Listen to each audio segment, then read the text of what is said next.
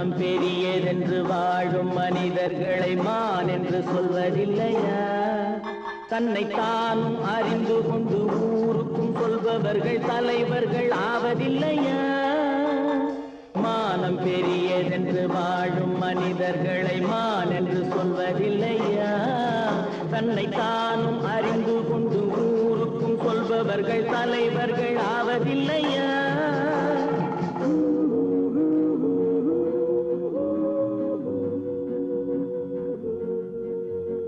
உன்னை அறிந்தால் நீ உன்னை அறிந்தால் உலகத்தில் போராடலாம். உயர்ந்தாலும் தாழ்ந்தாலும் தலை வணங்காமல் நீ வாழலாம்.